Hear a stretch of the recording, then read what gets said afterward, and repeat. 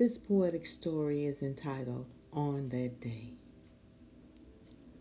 On that day, she was standing with her head bent down in the store, looking weary and worn as if shopping was a chore. She was carefully examining a package of meat.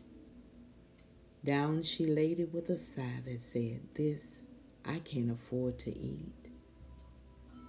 Down each aisle she carefully walked. Then she stopped the impatient sales clerk and she talked.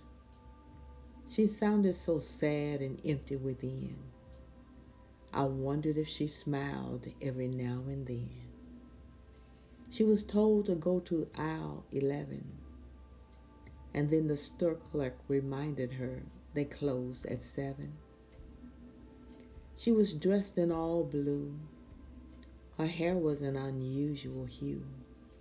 She looked untidy and not neat, but liked by the world she had been beat. The woman must have been about 30. I noticed the prices she did study.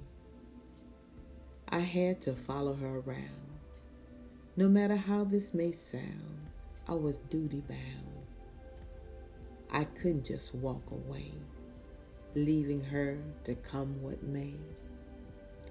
When the cashier told her the cost, she stammered and looked lost. The woman reached to put something back.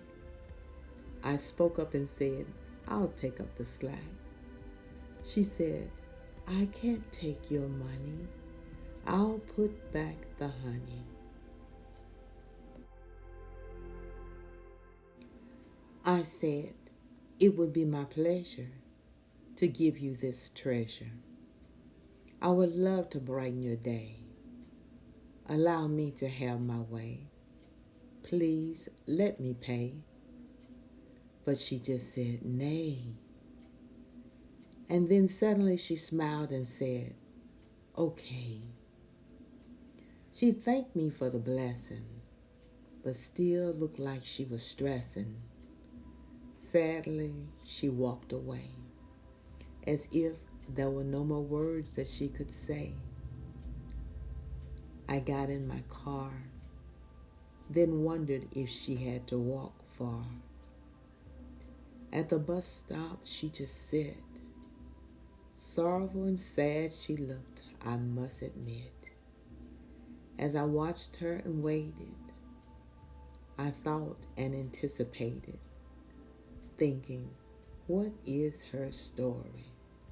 In her life, there seemed to be no glory. The sun was going down as the evening breeze blew. Under the park bench, she pulled out a blanket, and around her, it she threw, bending her shoulders and leaning her head down. From the side of her face, I could see a little frown. On that day, it was getting dark.